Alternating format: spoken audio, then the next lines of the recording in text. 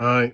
Okay, I've been talking about or considering this idea about self-responsible, as in, being self-led for some time, and just, putting some posts out about it and stuff. So, of course, it's the capital S IFS version of self.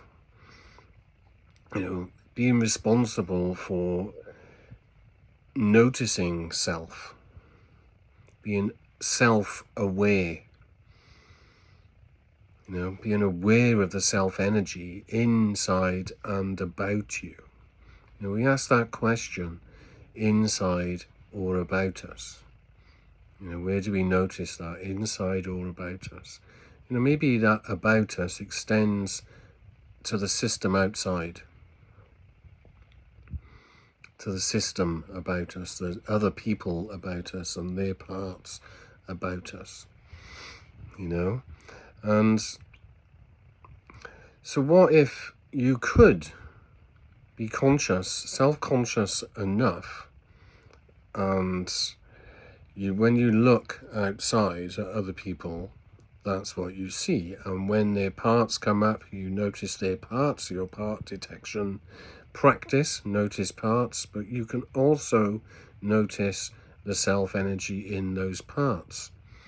And what if you could practice that so much, if you're choosing to be self-led, isn't that our primary focus? That self-energy inside and about us.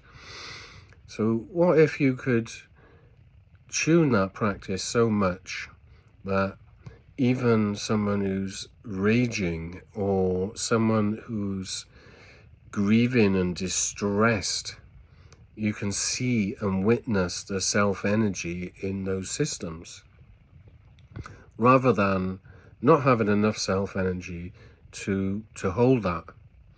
What if you could actually see it in those systems? Does that seem beyond possibility, or is that possible? And how do you feel when you witness self-energy, self in yourself and other people's parts? What if you could actually witness self-energy in trauma? In places that your system would usually not expect to. So therefore, if you don't look, you don't see it. You'll never notice if you don't look for it. Oh, it can't be there. Oh, I'm not going to look. So you'll never find it, will you? So how would it feel if, because working in trauma, I can remember doing supervision years and years ago, and my supervisor asked, in this traumatic event, I was working with in this traumatic event, can you find anything funny in it, anything humorous, anything happy and joyful inside that event? So you really have to examine it. You're kind of looking for the golden thread inside that really difficult bunch of information. And I do believe that, when we go inside, anything is possible. The rules, the social rules, the social norms and all that out there that your parts have to learn to take roles to go along with, don't apply inside. You can just change anything you want to inside to be okay. And sometimes we're trapped in that outside thinking of how we've learned to do stuff inside. Does that need to be? Or can we just make it how we need it to be inside? Just take that veil away. Not that we're gonna, do that outside. And maybe sometimes, thinking outside the box outside can be useful too. Just imagine that. Just being able to look into grief, something that's really harassing you, even a UB or something like that, and having enough self-energy not to, considering you're already holding it, having enough self-energy to just suddenly be okay with it and discharge the trauma and turning it around and seeing goodness in it. Is that impossible, or is that possibly possible? Have you witnessed any clients doing this?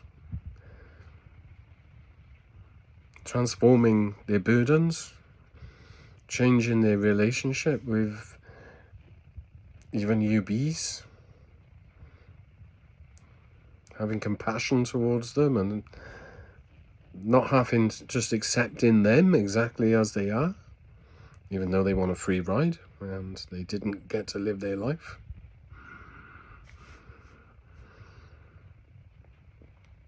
How freeing would that be if what we see as a problem, we have to get rid of it, wasn't a problem?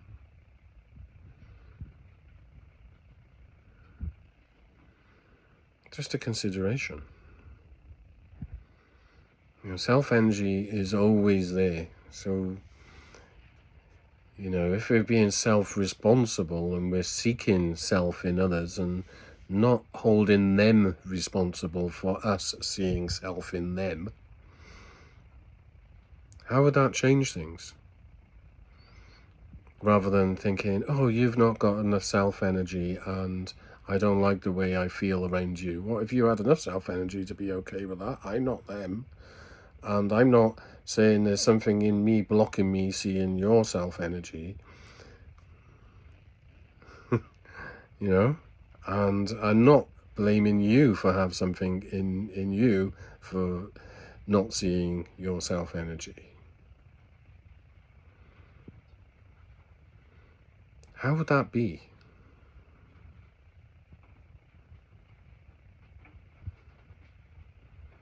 I just think it's a worthy consideration, and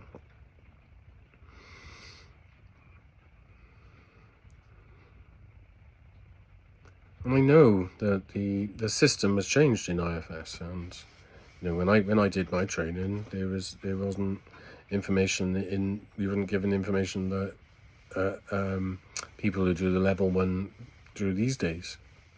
It's changed. These days they actively teach you to look for self-energy in parts. They didn't do that when I first started.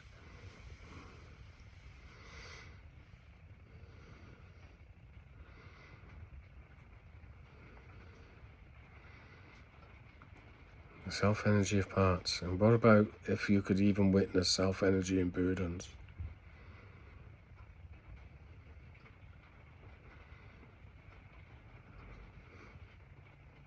After all the burdens come from the positive projections of parts, right?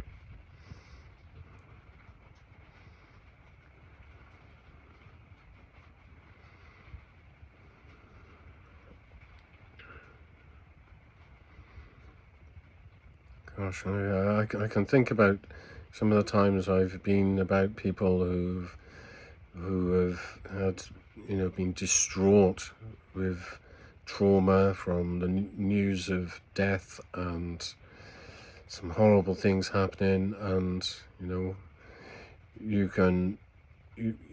work the initial shock, and then you stay with them and you stay with that process, and it loosens up a bit, and then you can witness other aspects about it.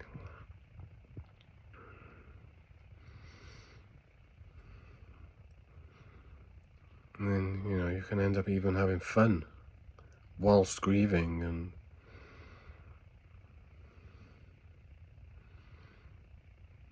you even use this kind of thing in the services, so if a ambulance turns up to a traumatic event and the people are there, they use this kind of approach that They don't problemize it. They normalize it, and they have fun, and as though it's not so much of a problem, and the people even have a laugh, have a bit of fun. And people say that's been very useful to them. And I've witnessed some of this kind of stuff in my life. I just find it fascinating. How do we make things a problem versus make it okay? It doesn't have to be clinically accepting, that perfect utopian acceptance, that reach for utopia. Are we trying to reach for the perfection of self-energy when we're trying to reach for utopia or make something utopian?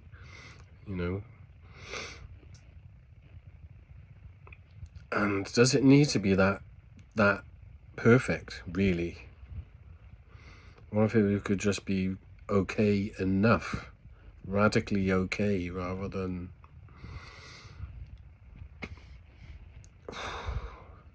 where do we draw the line?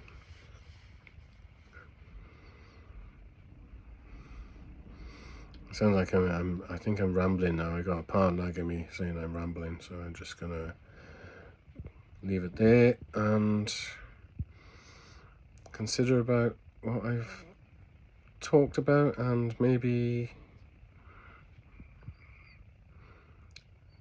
see what happens. Well,